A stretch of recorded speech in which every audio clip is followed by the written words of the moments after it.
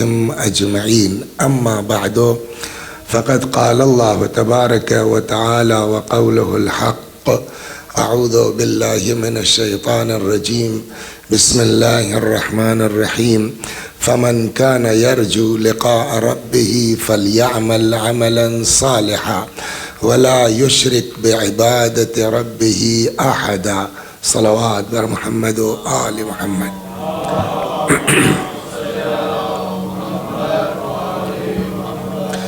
تو عمل چاہے جتنا ہو، دین یہ نہیں دیکھتا کہ ہم نے عمل کتنا کیا ہے. دین اس بات پر فوکس کرتا ہے کہ تمہارے عمل میں اخلاص کتنا تھا. اور اسی ذیل میں یہ آیت روز پڑھی جا رہی ہے کہ قرآن کہتا ہے فمن کان یرجو لقاء ربہ، جس کو بھی اس بات پر یقین ہے کہ اللہ کی بارگاہ میں جانا ہے، فَلْيَعْمَلْ عَمَلًا صَالِحًا، تو اس کو چاہیے کہ نیک عمل کرے. لیکن نیک عمل بھی کافی نہیں ہے.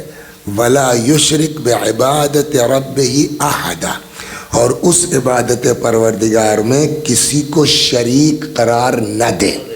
کسی کو شریک قرار نہ دے کا مطلب کیا ہوتا ہے؟ سیدھا سیدھا مطلب یہ کہ جو کام کرو وہ خدا کے لیے کرو. کبھی کبھی ہم مجلس پڑھتے ہیں، بظاہر ایسا لگتا ہے کہ ہم امام حسین کی مجلس پڑھ رہے ہیں، لیکن جب قاعدے سے جانچ ہوگی تب پتہ چلے گا کہ اس میں امام حسین تو کہیں تھے نہیں، اپنی واہ واہ زیادہ تھی. تو یہ بھی اسی کھاتے میں چلا جائے گا. اور ایک چیز آج عرض کر دیں کہ خدا ماں باپ سے بھی زیادہ مہربان ہے، اس میں کوئی شک. ماں باپ کا حال کیا ہے؟ ہم نے کوئی کام کیا بھی نہیں ہے، تب بھی ہمارے ابا چاہتے ہیں کہ اس کو بیان کیا جائے. ہمارے بیٹے نے یہ کیا، ہوتا ہے نہیں ہوتا ہے. تو جب ماں باپ سے زیادہ خدا چاہتا ہے، دعائے کمیل میں پڑھا ہے کہ نہیں ہے؟ ابھی پرسوں یہی ہوئی ہے. کم من ثناء جمیل لست اہلا لہو نشرت، پالنے والے کتنی تعریفیں ایسی ہیں جس کا میں حقدار نہیں ہوں. نشرت، تو نے مشہور کر رکھا ہے. ایک سلوات پڑھیے کہ روایت سناتا ہوں پھر مزہ آئے گا. تو اب آپ بتائیے کہ دقت کہاں ہوتی ہے؟ کچھ کام ہمارے ذمے ہے اور کچھ کام اللہ نے اپنے ذمے لیا ہے. مشکل یہ ہے کہ ہم اپنا والا کرتے نہیں، اللہ والے میں دخل اندازی کرتے ہیں. سمجھ گیا؟ خدا کا کہنا یہ ہے کہ تم ہمارے لیے کرو، قبول کرنا، مشہور کرنا یہ ہمارا کام ہے. تمہارے چاہنے سے کچھ، ایک نبی تھے، سنیے اب توجہ سے. ایک نبی تھے، رات کو انہوں نے خواب دیکھا کہ صبح اٹھنا تو 5 کام کرنا ہے. اس میں سے 2 ہی سناؤں گا جو کام کا ہے. ہمارے 5 کام کرنا ہے. نمبر 1، پہلی چیز جو ملے اس کو کھا جانا. 2، دوسری چیز جو ملے اس کو چھپا دینا. تیسری چیز جو ملے اس سے فرار کرنا. چوتھی چیز جو ملے اس کو پناہ دے دینا. 5ویں چیز جو ملے اس کو مایوس مت کرنا. خصال شیخ صدوق رضوان اللہ علیہ میں یہ روایت ہے. تو نبی کا خواب، بولیے، خواب نہیں ہوتا، وہ حکم الہی ہے. جناب ابراہیم نے جب کہا کہ بیٹا میں نے خواب دیکھا ہے کہ تم کو ذبح کر رہا ہوں، تو اسماعیل نے نہیں کہا جو خواب دیکھا کہ یا ابت افعل ما تؤمر، بابا جو حکم دیا گیا وہ کر ڈالیے. تو اس کا مطلب کیا ہوا کہ نبی کا خواب نہیں ہے، حکم خدا ہے. اب یہ صبح اٹھے، پہلا کیا تھا سر؟ جو چیز دکھائی دے اسے، جیسے ہی باہر نکلے بڑا سا کالا پہاڑ، یا علی مدد. پہاڑ کون کھا لے گا؟ دیکھیے یہی فرق ہے ہم لوگوں میں اور انبیاء میں. ہم ہوتے رہے یار کیا ہوئی، وہ خواب ایسے کوئی ہوگا، پہاڑ کوئی کھا لے گا، بیٹھ جاتے. لیکن نبی ہیں، ان کا خواب پتہ ہے کہ ہمارا خواب حکم ہے. 2، یہ چیز جو خدا نے کہی ہے کھا لو، مانا کہ منہ میرا اتنا سا ہے. اول تو خدا کسی ناممکن چیز کا حکم نہیں دیتا. 2، ہو سکتا ہے وہ ہماری اطاعت کو آزما رہا ہو. ہم کھا سکیں یا نہ کھا سکیں، ہمارا کام ہے وہاں تک کھانے کی نیت سے جانا. ہم اطاعت کر لے، کام پورا ہوا نہیں ہوا وہ اس کا مطلب ہے. اب یہ سوچ کے یہ چلے، جب آگے بڑھے وہ پہاڑ چھوٹا ہونے لگا، چھوٹا ہونے لگا، اور آگے بڑھے، بالکل ہاتھ بڑھایا، لقمہ بن گیا، منہ میں رکھا، کیا زبردست ذائقہ صاحب، سبحان اللہ. آگے بڑھے، دوسرا کیا تھا، جو چیز ملے اس کو دفن کر دینا. تو بڑی قیمتی چیزیں، سونا چاندی، یہ وہ سب انہوں نے صاحب گڑھا کھودا، اس کو دفنا دیا. آگے بڑھے، پتہ نہیں کیا دماغ میں آیا، مڑ کے ایسے ہی دیکھا تو دیکھا وہ پھر ابھر آیا تھا. پھر خود ہی کہنے لگے اللہ نے ایک بار حکم دیا ہے، میں نے دفن کر دیا، وہ نکلتا ہے باہر آتا، ہم سے مطلب نہیں ہے. تیسرا کام کیا، چوتھا کام کیا، پانچواں کام کیا، کہتے ہیں سوئے. اب ان کو پھر پوچھا گیا، کام تو تم نے پانچوں کر دیا، مطلب سمجھے؟ کرنا کہ یہ جو سب تم کو دکھلایا گیا یہ حقیقت نہیں تھی، یہ سمبلز تھے. وہ جو پہاڑ بھی دیکھا تم نے وہ پہاڑ نہیں تھا، وہ سمبل تھا تمہارے غصے کا، ہے نا. جیسے دیکھا بہت بڑی چیز، لیکن اس کو جب تم نے اٹھایا تو بہت زیادہ مزیدار. وہی حال غصے کا ہے، بڑا پہاڑ، لیکن اگر غصے کو پی جاؤ تو نتیجہ ویسے ہی شاندار ہوگا جیسے تم نے وہ لقمہ کھایا. تو یہ سمبولک ہے. آگے دوسری چیز جو ہمارے موضوع پر ہے، دوسری چیز کیا تھا؟ قیمتی جواہرات، سونا چاندی ہیرے دفنات. وہ پھر ابھر آیا، وہ سونا چاندی نہیں تھا، وہ تھا سمبل تمہاری نیکیوں کا، تمہاری عبادتوں کا. تم نے دفن کر دیا، وہ پھر ابھر آیا. مطلب سمجھے؟ کرنا مطلب یہ ہے کہ نیکی کر کے چھپانا تمہارا کام ہے، ظاہر کرنا ہمارا کام ہے. صلوات بر محمد. غور فرمایا آپ نے؟ تو مین چیز یہ ہے کہ جو کام کرو فمن کان. اچھا، اور ایک بات اور سن لیجئے، اللہ نے جب شیطان کو بھگایا، نکالا، شیطان نے کیا کہا تھا یاد ہے کسی کو؟ مہلت دے دی، ٹھیک، اور تیرے بندوں کو بہکاؤں گا. کہاں بیٹھ کے بہکاؤں گا؟ صراطک المستقیم، تیرے سیدھے راستے پر. کچھ سمجھ میں آیا اس کا کیا مطلب ہوا؟ شیطان سب پر کام نہیں کرتا. کچھ سمجھ میں آیا؟ سلوار پڑھیے، اس طرح کی باتیں پڑھتا نہیں ہوں آگے. صاحب 2 بجے سحری ہے، 10 بجے افطار ہوتی ہے نماز کے بعد. گرمی کا مہینہ ہے، نہیں ہو پاتا کہتے ہیں نا لوگ. لیکن اور بھی کچھ لوگ ہیں، وہ 2 بجے سحری کھا کے اپنے کام پہ گئے، پھر آئے 10 بجے افطار کیا، مغرب کی نماز پڑھی، پھر صاحب 2-4 منٹ جو ادھر ادھر کر کے پھر عشاء پڑھی، پھر جو ہے وہ 4-10 منٹ کے بعد پھر وہ 20 رکعت چلو اور پڑھو. ہوتا ہے نہیں ہوتا؟ کیوں؟ ان کو جو ہے وہ گرمی نہیں ہے، ان کو تھکان نہیں ہوتی، وہ کیوں پڑھ لے جاتے ہیں، ہم کیوں نہیں پڑھ پاتے؟ اس کا 2 دنا 4 مطلب سیدھا ہے. شیطان بیوقوف نہیں ہے، شیطان ٹائم ضائع نہیں کرتا. شیطان کو پتہ ہے کہ رسول اللہ نے فرمایا اگر کوئی شخص روزوں پر روزے رکھتا جائے، نمازوں پر نمازیں پڑھتا جائے، حج پر حج کرتا جائے، کوہ احد کے برابر سونا اور چاندی راہ خدا میں خیرات کرتا جائے، صفا اور مروہ کے درمیان سعی کرتا ہوا مظلومیت کے عالم میں قتل کر دیا جائے. علی، اگر تمہاری محبت اس کے دل میں نہیں ہے تو ایسا انسان جنت کی خوشبو نہیں سونگھ سکتا. تو اب شیطان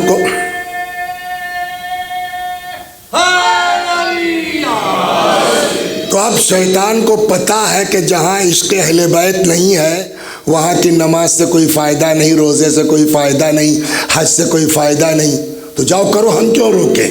لیکن جہاں محبت علی ہے وہاں ایک چیز اور لگی ہے، الصلاۃ عمود الدین، ان قبلت قبل ما سواہا وان ردت رد ما سواہا.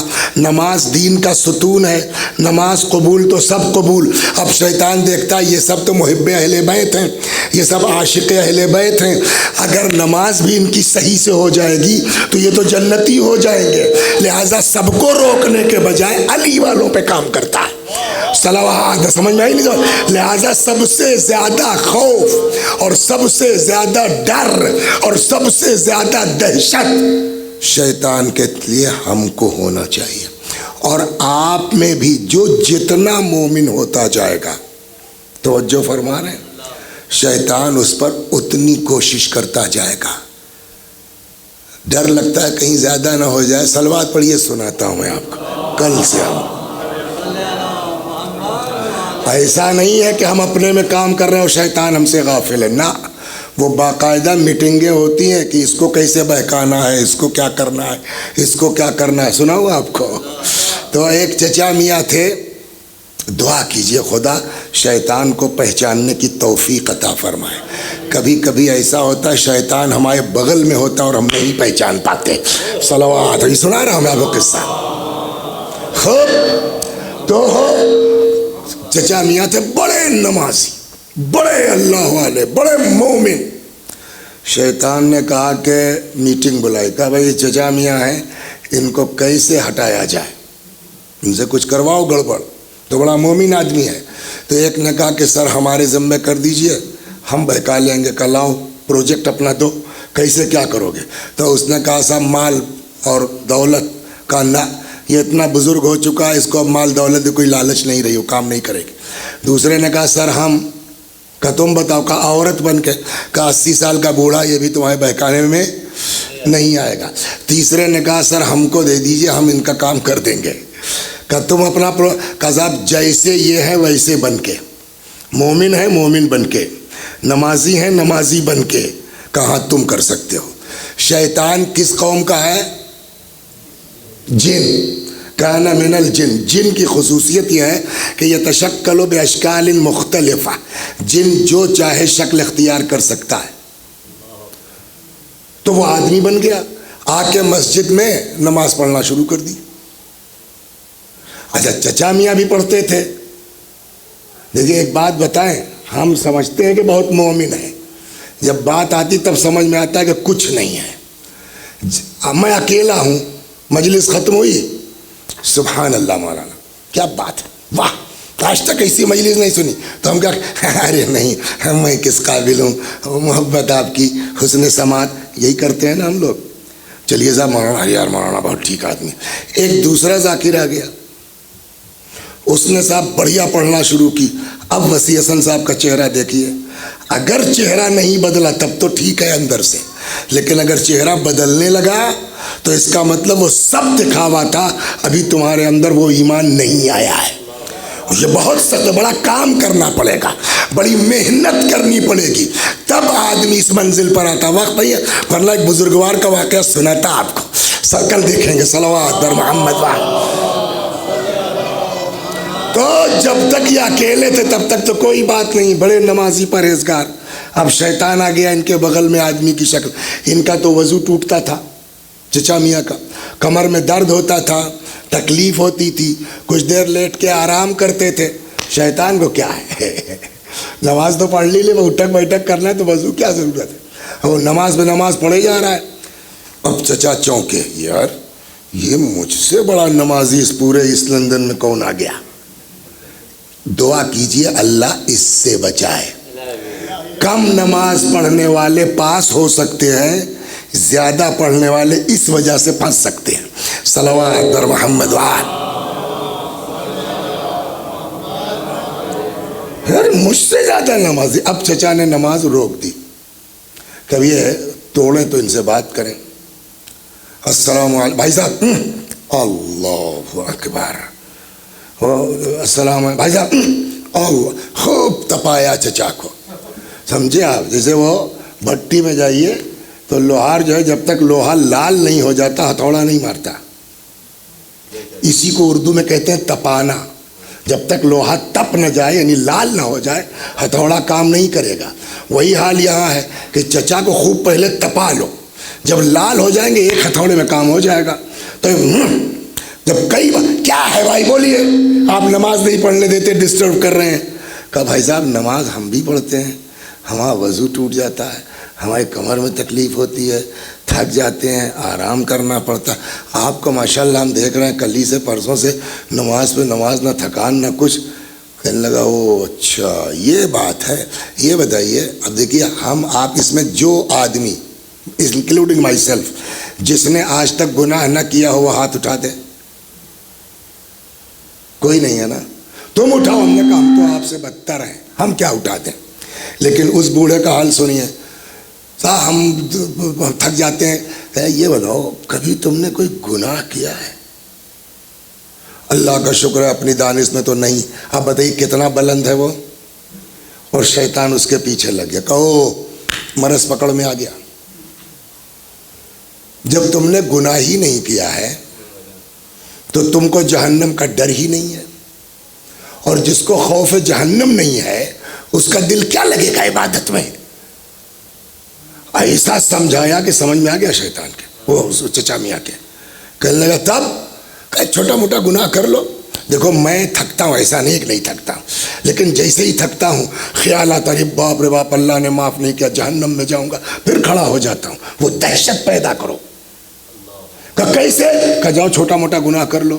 کہ صاحب ہم نے تو کبھی کچھ کیا نہیں، آپ ہی بتائیے۔ اس نے ایڈریس بھی بتا دیا، فلاں جگہ چلے جاؤ۔ یہ چچا ایمان اور تقوی میں مشہور تھے۔ وہاں جب پہنچے اڈے پر تو ہڑکم مچ گئی، اور یہ فلاں آ گئے تو سب یہی سمجھی کہ تقریر کرنے آئے ہیں، سمجھانے آئے ہیں گناہ مت کرو، یہ نہ کرو وہ نہ کرو، پورا ہڑکم۔ تو جو اس اڈے کی سردار تھی وہ بیچاری چادر وادر اوڑھ کے آئی کہ چلے بھائی آدھا گھنٹہ سن لیتے ہیں ان کی بھی۔ اور بیچاری بڑی تہذیب سے جی انکل فرمائیے کیسے آئے؟ کہ کیسے کیا جیسے سب آتے ہیں۔ آئے آپ کہاں بھائی؟ اس عمر میں آپ کا ایک نام ہے، آپ کی پرہیزگار، یہاں کہاں؟ یہ کس نے سمجھا دیا آپ کو؟ اس عمر میں کہاں آ گئے آپ؟ کہنے لگے اس میں بیٹا مسئلہ یہ ہے کہ عبادت میں دل نہیں لگتا۔ دیکھ رہے شیطان کیسے بہکاتا ہے، عبادت میں دل نہیں لگتا۔ یہ کس نے سمجھایا آپ کو؟ کہ وہاں مسجد میں ایک بزرگ تھے بڑے نمازی پرہیزگار، انہوں نے بتایا ہے۔ اب دیکھیے وہی میں نے کہا دعا کی، یہ شیطان کے بغل میں رہ کے چلے آئے، نہیں پہچان پائے۔ وہ عورت گناہوں کے مرکز میں سنتے ہی کہتی ارے چچا کس کے بہکائے میں آ گئے؟ وہ شیطان تھا۔ صلوات بر محمد، سمجھ میں آیا؟ اگر نہیں بڑا مومن کا، مومن کا یہ بتائیے سیدھے 2 دونا 4، کیا مومن کسی کو گناہ کی رائے دے سکتا ہے؟ وہ شیطان تھا۔ مومن کسی کو گناہ کرنے کا مشورہ۔ اسی لیے میں اپنے لڑکوں سے جوانوں سے یہ کہتا ہوں جس سے چاہو دوستی کرو، اٹھو بیٹھو آؤ جاؤ۔ جیسے ہی دیکھو کہ تمہارا دوست تم کو گناہ کا مشورہ دے رہا ہے یار اس میں کچھ نہیں، چلو آؤ، فوراً سمجھ جاؤ کہ اب یہ دوست تمہارا دوست نہیں رہ گیا، اس کے اندر شیطان گھس چکا ہے۔ اس لیے کہ مومن کسی کو گناہ کا مشورہ نہیں دے سکتا۔ صلوات بر محمد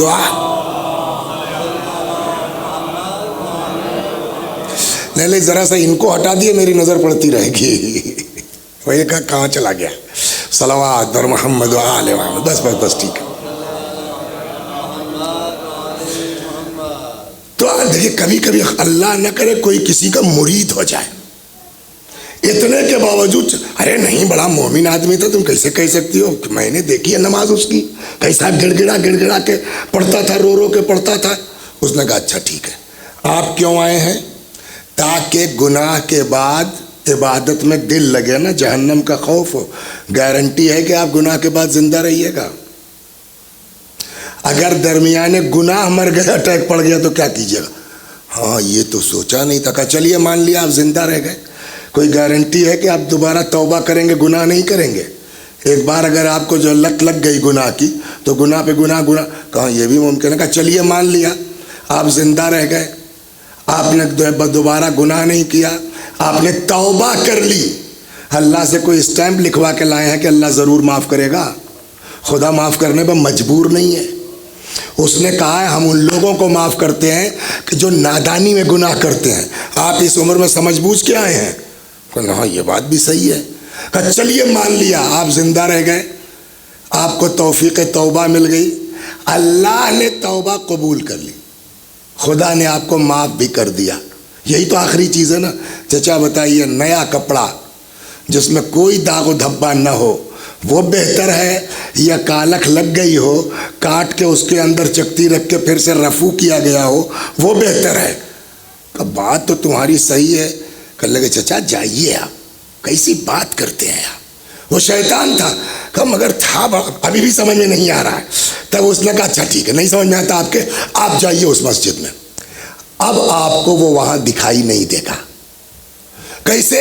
کہ شیطان کی دوسری پہچان ہے، راز کھلنے کے بعد نظر نہیں آتا ہے۔ صلوات بر محمد وآل بھاگ لے گا بس۔ تو کچھ سمجھ میں آیا؟ یعنی کسی کی کوئی گارنٹی نہیں ہے، ڈرتے رہو مولانا صاحب ہر وقت، کب اور کیسے گھما دے گا ہم سمجھ بھی نہیں پائیں گے۔ بہرحال چچا گناہ کیے بغیر نکل آئے۔ یہ واقعہ ہے جناب موسیٰ کے زمانے کا۔ اللہ نے ملک الموت سے کہا جاؤ اس عورت کی روح نکال لو، وہ مر گئی۔ موسیٰ پہ وحی نازل ہوئی، موسیٰ جاؤ ایک خاص کنیز کا میرے انتقال ہو گیا ہے، ذرا اپنی دیکھ ریکھ میں اس کا دفن وفن کرواؤ۔ بدنام عورت تھی۔ موسیٰ نے کہا پھالنے والے، میں پبلک کو کیا جواب دوں گا؟ پبلک سوچے گی کہ حضرت موسیٰ سے اس سے کیا مطلب، بھائی آ گئے ہیں۔ اللہ نے کہا موسیٰ، مانا کہ وہ گناہ گار تھی، لیکن اس نے میرے ایک ایسے بندے کو گناہ سے بچایا ہے جس نے زندگی میں گناہ نہیں کیا تھا۔ کچھ سمجھے آپ؟ تو گناہ نہ کرنا اپنی ایک فضیلت ہے، لیکن دوسروں کو گناہ سے بچا لینا یہ معمولی مرتبہ نہیں ہے۔ یہی تو امام حسین نے اپنے قیام کا مقصد بیان کیا کہ کیا تم لوگ نہیں دیکھ رہے ہو، لوگوں کو نیکیوں کا حکم نہیں دیا جا رہا ہے، برائیوں سے منع نہیں کیا جا رہا ہے۔ میں اس لیے نکلا ہوں ان آمر بالمعروف وانہی عن المنکر، تاکہ لوگوں کو نیکیوں کا حکم دے سکوں، برائیوں سے منع کر سکوں۔ انی خرجت لطلب الاصلاح فی امت جدی، میں نکلا ہوں اپنے نانا کی امت میں اصلاح کے لیے۔ پوری کربلا کا مقصد یہی ہے، ہم ٹھیک ہو جائیں، ہم سدھر جائیں۔ اور اس کے لیے کیا کیا نہیں برداشت کیا۔ کل کہاں تک بات پہنچی؟ امام پہنچ گئے مکہ معظمہ، پھر وہاں سے مکہ معظمہ کے دوران اب کوفے والوں کے خطوط آنا شروع ہوئے، آ جائیے آ جائیے آ جائیے۔ کل یہاں سے چھوڑ کے چلے گئے تھے، رد الکتابت واجب کرد السلام، خط کا جواب دینا بھی ویسے ہی واجب ہے جیسے سلام کا۔ 12,000 خطوط آئے، امام نے ایک کا جواب نہیں دیا۔ ہاں سوال ہوگا کہ نہیں ہوگا؟ کیوں نہیں جواب؟ اور لاسٹ میں جو خط آیا ہے اس میں جواب کے بجائے پورا نمائندہ بھیج دیا کہ ذرا سا اگر آپ خط کے مضمون پہ غور کریں گے نا، بات جتنے خطوط یہ 12,000 آئے سب میں ایک چیز کامن تھی، ہمارے دریا لہلہا رہے ہیں، تلواریں چمک رہی ہیں، دریا بہہ رہے ہیں، کھیتیاں لہلہا رہی ہیں، اے حسین آ جائیے۔ اگر ان خطوط کے جواب میں جاتے تو امام گویا اقتدار اور حکومت کے لیے گئے۔ لاسٹ والا خط جو آیا اس میں کیا کہا؟ ہمارا کوئی ہادی نہیں ہے، ہمارا کوئی پیشوا نہیں ہے، ہمارا کوئی رہنما نہیں ہے، اے حسین آپ آ جائیے، شاید آپ کی وجہ سے ہم لوگ ایک ہو جائیں، متحد ہو جائیں۔ اس کے بعد دھمکی ہے، اور اے حسین اگر آپ نہیں آئے تو کل کو میدان قیامت میں ہم آپ کے نانا سے شکوہ کریں گے کہ ہم نے آپ کے فرزند کو بلایا اور وہ نہیں آئے۔ سمجھ میں آ گئی بات؟ جیسے ہی یہ خط آیا مسلم کو بلایا کہ یہ خط لو جاؤ، وہاں دیکھو لوگ کتنا سچے ہیں اپنے دعوے میں، پھر جو تمہاری رپورٹ ہوگی اس پر اگلا قدم ہمارا ہوگا۔ 15 رمضان کے آس پاس کی بات ہے، مسلم آ گئے مدینہ۔ رمضان جو بچا ہوا دن تھا وہ مدینہ میں کاٹا، عید کے بعد شوال میں بیٹوں کے ساتھ 2 رہنماؤں کے ساتھ آئے کوفہ۔ کوفے میں آ کے کس کے یہاں قیام کیا؟ جناب نہیں، مختار ابن ابی عبیدہ ثقفی پہلے وہاں ہے، وہاں اپنا جو ہے وہ لوگ آ رہے ہیں، بیعت کر رہے ہیں، سب کچھ ہو رہا ہے۔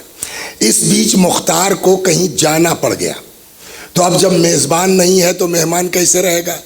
تب یہ ڈیسائیڈ ہوا کہ آپ چلے جائیے کہاں؟ ہانی ابن عروہ کے یہاں۔ تو مختار کے یہاں سے اٹھ کے جناب مسلم آ گئے ہانی کے یہاں، اور 18,000 لوگوں نے قریب قریب بیعت کر لی ہے۔ دھیرے سے کسی نے خط لکھا یزید کے یہاں کہ اس طرح مسلم آئے ہیں اور جوق در جوق پبلک جائی رہی ہے، نعمان کے بس میں کچھ ہے ہی نہیں، کل کو اگر کوفہ ہاتھ سے نکل گیا تو ہم ذمہ دار نہیں ہیں۔ یزید نے میٹنگ بلائی۔ اس وقت یہ ابن زیاد ملعون گورنر تھا بصرے کا، اس کے باپ کا ایک نوکر تھا غلام، بڑا دماغ والا۔ اس نے کہا بھائی میری سنو تو میں ایک رائے دوں۔ بولو؟ کہ جو کوفے کے حالات ہیں سوائے ابن زیاد کے کوئی اس کو جو ہے وہ کنٹرول نہیں کر سکتا۔ فوراً تیز رفتار سے سواری بھیجی گئی، بصرے میں اپنی جگہ کسی کو کر کے جاؤ کوفے کو سنبھالو۔ اب ابن زیاد نے جو ہے آپس میں میٹنگ بلائی۔ اس میٹنگ میں ایک بزرگوار تھے جن کا نام تھا شریک ابن اعور، اندر سے مومن، متقی، پرہیزگار، اللہ والے، لیکن اوپر سے حالات کی بنیاد پر یہاں بھی آنا جانا تھا، اور ابن زیاد کافی ان پر جو ہے وہ بھروسہ کرتا تھا۔ انہوں نے رائے دینا شروع کی، نہیں ہم سے کیا مطلب ہے، وہاں نعمان تو ہی ہے، چھوڑیے۔ لیکن ابن زیاد نے ایک نہیں سنی ان کی، کہا بھائی جب آرڈر ہے تو آرڈر ہے، مجھ کو جانا تو پڑے گا اور تم بھی چلو۔ بہرحال قافلہ تیار ہو گیا۔ تو اب یہاں روایتوں میں دو ہے، بات تو ایک ہی ہے لیکن نظریہ الگ الگ۔ بعض کہتے ہیں حادثہ ہے، بعض کہتے ہیں کہ نہیں شریک نے جان بوجھ کے یہ کیا۔ کیا؟ جب قافلہ چلنے لگا تو شریک اونٹ سے گر گئے، کولا ٹوٹ گیا۔ بعض کہتے ہیں یہ کام شریک نے جان بوجھ کے کیا تھا کہ میں نہیں جاؤں گا تو ابن زیاد بھی نہیں جائے گا، ٹھیک ہونے میں 1 مہینہ لگ جائے گا، جب تک چلے کے پہنچیں گے تب تک مسلم وہاں مسلط ہو چکے ہوں گے۔ لیکن ایک چالاکی نہیں چلی شریک کی، شریک کو چھوڑ کے ابن زیاد بڑھ گیا۔ اب جب شریک نے دیکھا کہ میرا مقصد فیل ہو گیا تو اسی ٹوٹے پیر کے ساتھ وہ بھی بیچارے کوفے گئے کہ میں رہوں گا تو کچھ تو کنٹرول کروں گا اس کو۔ اب آ کے شریک رکے کس کے یہاں؟ ہانی ابن عروہ کے یہاں، یعنی اب وہاں مسلم بھی ہیں اور بولیے ہانی بھی، وہ شریک بھی ہیں۔ ادھر ایک سوال ہو سکتا ہے کہ ابن زیاد جب 18,000 لوگ امام کے ہاتھ پر بیعت کر چکے ہیں تو انہوں نے روکا کیوں نہیں؟ یہ گھسا کیسے؟ بھائی پرانے زمانے میں کنارے کنارے شہر کے دیوار ہوتی تھی، ایک ہی عدد انٹری گیٹ ہوتا تھا، وہاں پبلک اکٹھا ہو جاتی، گھسنے نہ دیتی۔ جواب، یہاں پبلک کو معلوم ہے کہ مسلم نے خط لکھ دیا ہے امام حسین آنے والے ہیں، اتنا پبلک کو پتا ہے۔ ابن زیاد نے کیا کیا کہ دھیرے سے اپنے آدمیوں سے یہ بات اڑا دی کہ امام حسین چل چکے ہیں، بس کل پرسوں میں آنے والے ہیں، پہنچنے والے ہیں۔ پبلک خوش، پھر اپنے آدمی سے اڑا دیا کہ بھائی امام حسین کوفے کے قریب پہنچے، بس گھنٹے بھر میں شاید آ جائیں۔ پبلک آ کے جمع ہو گئی کوفے کے گیٹ پر، لیکن کیا سمجھ کے جمع ہوئی؟ اپنے امام کا استقبال کرنے کے لیے۔ اس کی مکاری یہ ہوئی کہ اس نے کیا کیا کہ امامہ پگڑی باندھی ویسی جیسی امام حسین باندھتے تھے، کپا پہنی ویسی جیسی امام حسین پہنتے تھے، اور اپنے چہرے کو ڈھک لیا، ڈھاٹا باندھ لیا، نقاب ڈال لی۔ تو پبلک کیا سمجھے گی؟ بولیے۔ تو بجائے اپوز کرنے کے پبلک نے استقبالی نعرے لگانا شروع کیا، اور پبلک نعرے وارے کے ساتھ لے آئی دارالامارہ تک۔ اور اس کیس کو اتنا سیکرٹ رکھا گیا تھا کہ حتیٰ وہ نعمان جس کو ہٹایا جانا تھا اس کو بھی نہیں پتا۔ وہ اوپر آیا دارالامارہ کی چھت پہ، کہتا ہے حسین اتنی آسانی سے ہم آپ کے حوالے نہیں کر دیں گے۔ تب تک اس نے نقاب ہٹایا، کہا بے جلدی کر، میں ہوں۔ دروازہ کھلا، یہ اندر ہو گیا۔ جب تک پبلک سمجھے یہ سیف ہو گیا۔ تو ایک تو یہ ہو گیا اس کا پہنچنے کا راستہ تھا۔ اب جو لوگ قدیم زمانے کا جو ہے وہ انداز رہائشی جانتے ہیں تو عام طور پر ہوتا یہ تھا کہ قبیلائی زندگی تھی، جو سردار قبیلہ کہے وہی ساری قوم کہے گی۔ ابن زیاد نے اب کیا کیا؟ وہاں پہنچ کے پبلک نہیں، قبیلے کے سرداروں کو اکٹھا کرنا شروع کیا، جو بک سکے ان کو خریدا گیا، جو نہیں بک سکے ان کے ساتھ دوسرا ہتھیار استعمال کیا گیا، کہ اتنے میں کسی نے ایک دن اس سے کہا، ابن زیاد سے، تمہارا دوست شریک جس کا پیر ٹوٹ گیا تھا بصرے سے چلتے وقت، ملنے نے کہا ہے کہ یہیں ہانی کے ہاں تو ہے، کہلا دو ہمارے عیادت کو۔ اب جیسے ہی وہاں پیغام پہنچا کہ ہمارے عیادت کو، شریک نے میٹنگ کی، مسلم ہانی سب کا، دیکھیے آپ لوگ مجھ سے زیادہ ابن زیاد کو نہیں جانتے، وہ بلا خوف مجھ سے ملنے آئے گا، اس والے کمرے میں چلے جاؤ مسلم، جیسے ہی میں پانی مانگوں مار دو گردن۔ ابھی یہ پلان ہو رہا تھا تب تک خبر آئی کہ آ گیا۔ مسلم علیہ السلام اس کمرے میں چلے گئے، اور بھائی کیا حال ہے، خیریت؟ یہ وہ جب دیکھا شریک نے کہ معاملہ سیٹ ہے تو شریک نے کہا پانی۔ مسلم کو نکلنا چاہیے تھا نا، نہیں نکلے، پانی نہیں نکلے۔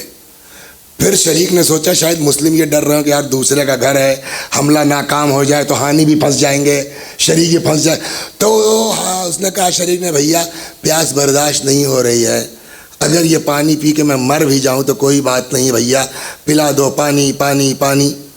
تو ابن زیاد نے کہا یہ کیا ہوا؟ ہانی نے بات گھمائی کہ وہ جسلے پیر ٹوٹا ہے، کبھی کبھی جو ہے وہ کھسک جاتے ہیں۔ اس کے غلام نے پکڑا اور لے کے سیدھا باہر، کہتا ہے یہ پانی نہیں تھا، مجھ کو اس پانی کے پیچھے کوئی سازش ہے۔ کہا میں بھی سمجھ رہا ہوں، یہ لو 3000، اب تمہارا کام کچھ نہیں، پتہ کرو مسلم ہیں کہاں۔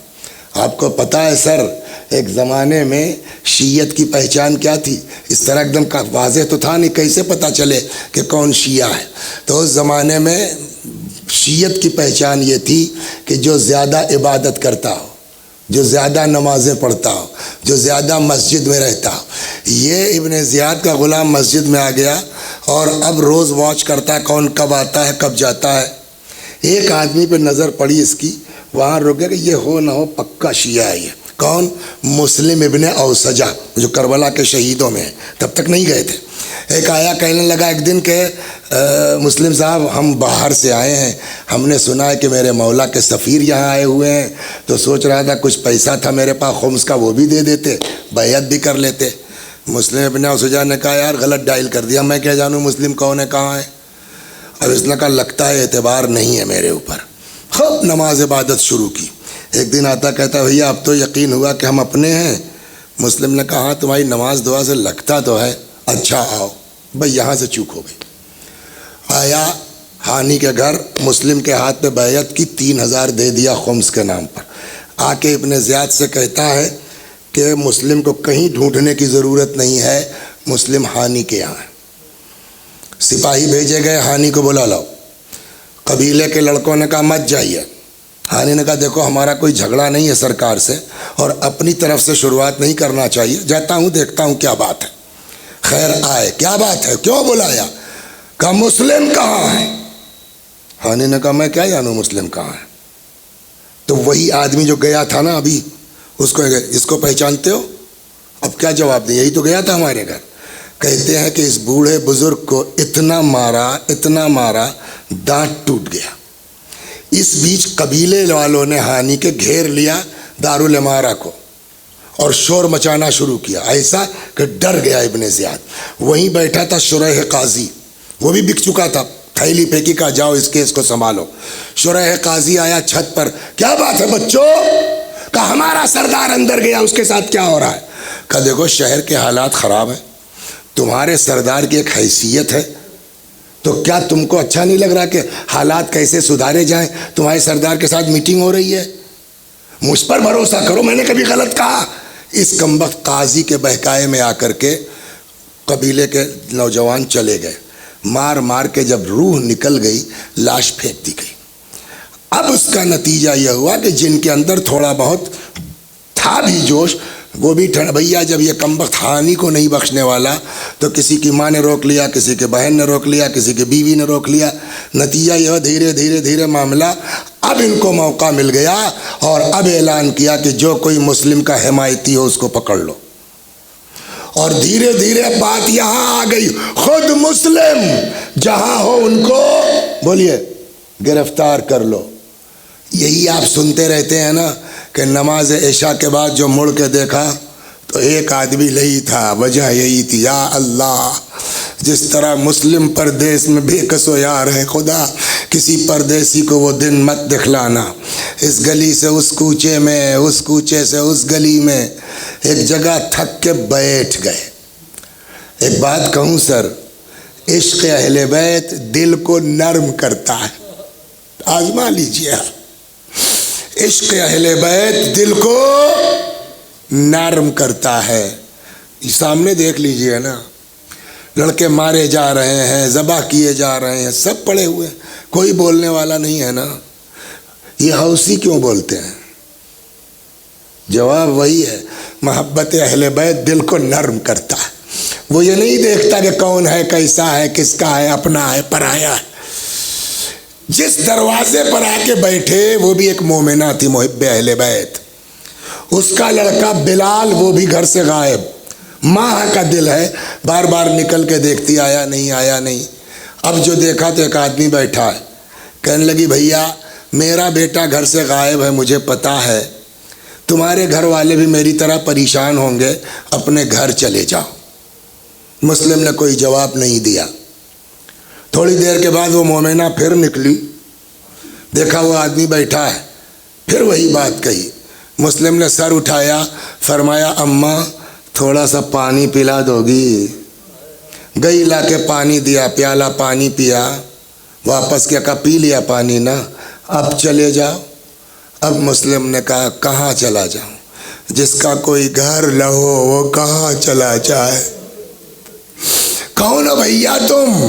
ہم مسلم ابن عقیل علی کے ارے مولا جلدی اندر آئیے۔ اس نے اندر کر لیا، دروازہ بند گیا، ایک حجرہ دے دیا، دوڑ کے گئی، کھانے پینے کا سامان لے کے آئی۔ مسلم نے کہا مجھے کچھ نہیں کھانا ہے، بس ایک مصلی لا دے۔ پوری رات مسلم ابن عقیل نے مصلی عبادت پہ گزاری۔ اس کا بیٹا بلال ملعون، خدا لعنت کرے، صبح صبح یہ آیا، اس کو احساس ہوا کہ اس کمرے میں کوئی ہے، کہتا اماں اس کمرے میں کون ہے؟ کہنے لگی بیٹا کسی سے مت کہنا، بہت عظیم مہمان ہے، مسلم ابن عقیل۔ وہ ملعون وہیں سے اٹھا، سیدھا ابن زیاد کے دربار میں چلا گیا۔ وہاں بیٹھا تھا محمد ابن اشعث نام کا، اس کے کان میں اس نے کہا کچھ۔ ابن زیاد نے کہا کیا کہہ رہا ہے؟ کہہ رہا ہے کہ مسلم کو کہیں ڈھونڈنے کی ضرورت نہیں ہے، مسلم میرے گھر میں ہے۔ کہا لے لو 200 سپاہی، جاؤ مسلم کو گرفتار کر لو۔ گھوڑوں کی ٹاپوں کی آوازیں، ہنہنانے کی آوازیں آنے لگیں۔ مسلم نے لباس پہننا شروع کیا جنگ کا۔ مومنہ تڑپ گئی، کہا مولا مت جائیے، آپ تنہا ہیں۔ کہا میں نہ اہل بیت کی غیرت دیکھیں گے آپ آئے؟ جواب دیا مسلم نے، پتہ ہے، کہا اگر میں نہیں جاؤں گا تو یہ ملعون تیرے گھر میں گھس جائیں گے۔ میں کہوں گا مسلم ایک عورت کے لیے اتنی غیرت کی، یہ گھر میں گھس جائیں گے، کاش آپ کربلا میں ہوتے تو دیکھتے کس طرح امام کے خیموں میں آگ لگائی گئی۔ نکل آئے، جنگ شروع ہوئی، یہاں تک کہ محمد ابن اشعث نے کہلوایا مدد، 200 سپاہی اور آ گئے۔ کچھ دیر کے بعد پھر کہلایا مدد، 200 سپاہی اور آ گئے۔ ابن زیاد کو غصہ آ گیا، کہنے لگا یار ایک آدمی کو پکڑنے کے لیے تم کیا کر رہے ہو؟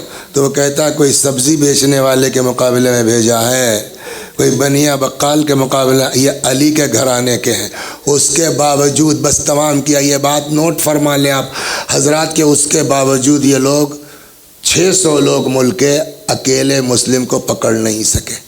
اسی لیے بعض روایتوں میں ہے کہ اگر مسلم کربلا میں ہوتے، امام سجاد علیہ السلام بیمار نہ ہوتے اور حضرت عباس کو اجازت مل جاتی، یہ 3 لوگ پورے کربلا کے لیے کافی تھے۔ اس کے باوجود یہ لوگ مسلم کو گرفتار نہیں کر سکے۔ دھوکہ بتاؤں گا، اچھا 1 منٹ رک جائیے۔ مسلم نہیں نکلے، ابن زیاد بچ کے چلا گیا۔ ابن زیاد کے جانے کے بعد جب مسلم آئے تو کھلے گا کہ نہیں کھلے گا؟ جنہوں نے پلان بنایا تھا شریک کو، کیا کیا مسلم؟ اتنا اچھا بڑھیا شکار آیا، ہاتھ میں چھوڑ دیا تم نے، کاہے نہیں مارا؟ جواب سنیں گے مسلم کا کیا ہے. مسلم نے کہا مجھ کو نبی کی ایک حدیث نے روکا. پہچانیے حسینیت کیا ہے. مجھ کو نبی کی ایک حدیث نے روکا. کیا کہ پیغمبر نے فرمایا ہے مسلمان کسی پر دھوکے سے وار نہیں کرتا. تو ابن زیاد بچا کیوں؟ اسی بنیاد پر. لیکن ہائے مسلم کے ساتھ وہی دھوکہ کیا گیا. گڑھا کھودا گیا، گڑھے کو گھاس وغیرہ سے برابر کر دیا گیا کہ پتہ نہ چلے نیچے گڑھا ہے، اور پھر فوج نے پیچھے ہٹنا شروع کیا اس طرح کہ بڑھتے بڑھتے مسلم اس گڑھے میں جا گرے. اب تو شیر گڑھے میں آ گیا. بھاگی ہوئی فوجیں سمٹ آئیں، تیر، تلوار، نیزہ، پتھر. آگا بعض روایتوں میں آگ کے گولے مسلم ابن عقیل پر پھینکے گئے، یہاں تک کہ جب خوب شیر کو زخمی کر لیا تب امان نامے کی شرط پر مسلم کو گرفتار کر لیا گیا. لے کے آئے ابن زیاد کے. کسی نے کہا مسلم امیر کو سلام نہیں کیا؟ مسلم نے کہا میرا امیر فقط حسین ہے سلام اللہ علیہ، میرا امیر فقط حسین. جب حضرت مسلم کو یقین ہو گیا کہ اب میں مار دیا جاؤں گا، جانتے ہیں فرماتے ہیں کہ میری کچھ وصیتیں ہیں سن لو. کسی نے توجہ نہیں دی. وہیں شمر بیٹھا تھا. شمر نے کہا کہ ابن زیاد نے کہا شمر سے کہ سن لو دیکھو کیا کہتے ہیں. شمر آیا. ہاں بولو. 3 وصیتیں کی ہیں مسلم نے. یہ بھی ہمارے لیے کتنے بڑے سبق کی بات. کہ نمبر 1 میں نے امام کو خط لکھ دیا ہے کہ آئیے میری شہادت کے بعد حسین کو کہلوا دینا مولا کوفہ آنے کے لائق نہیں ہے، مولا کوفے مت آئیے گا. 1 2 میں کچھ مقروض ہو گیا، ظاہراً 700 کے قریب بات کہی جاتی ہے. میری زرہ بیچ کر کے، تلوار بیچ کر کے میرا قرضہ ادا کر دینا. ابن زیاد نے کہا مسلم ہر آدمی تو تم کو اپنے گھر مہمان ٹھہرا رہا تھا، تم کو پیسے کی کیا ضرورت پڑ گئی کہ اتنے مقروض ہو گئے؟ کل لوگ ہمارے پاس آتے تھے اپنے ضروریات لے کے، ہم اہل بیت کے گھر آنے کے، ہم کسی ضرورت مند کو واپس نہیں کر سکتے. ابن زیاد نے کہا جب تمہارے پاس تھا نہیں تو قرض لے کے کیوں لوگوں کی مدد کی؟ کہا اس لیے کہ مجھے یقین تھا میرا مولا آ رہا ہے، امام میرے قرضے کو ادا کر دیں گے. 3 وصیت جب میں مر جاؤں تو میری لاش کو پڑا مت رہنے دینا، میری لاش کو دفنا دینا. اللہ اکبر. وصیت کے بعد لے کے آئے بالا خانے پر. مسلم نے مانگا، پہلے بتا چکا ہوں کھانا نہیں کھایا نا. تو نے جب کہا مسلح دے دے تو فاقہ. اب پانی مانگا. یہ ہونٹ زخمی ہو چکے تھے، جیسے ہی لگاتے تھے خون آ جاتا تھا. 1 بار 2 بار 3 بار واپس کر دیا. میں کہوں گا مسلم تم حسین کے سفیر ہو، جب تمہارا مولا پیاسا ذبح ہوا تو تم کیسے پانی پی سکتے؟ مسلم کو دارالامارہ سے ڈھکیل دیا گیا، شہید ہو گئے. کیا تاریخ ہے مسلم کی شہادت کی؟ بولیے. 9 ذی الحج. امام حسین کی شہادت کی تاریخ کیا ہے؟ 10 محرم، یعنی 1 مہینے کے بعد قریباً. 11 کو قافلہ چلا، وہاں سے 12 محرم کو کوفے پہنچا ہے. تو 1 مہینے سے زیادہ ہو گیا نا. جیسے ہی قافلہ بس تمام کیا، جیسے ہی قافلہ دروازے کوفہ میں پہنچا، امام زین العابدین علیہ السلام نے دور سے دیکھا. فرماتے السلام علیک. حضرت زینب نے کہا بیٹا ارے پردیس میں کون مل گیا جس کو سلام کر رہے ہو؟ فرمایا پھوپھی اماں مسلم کا لاشا.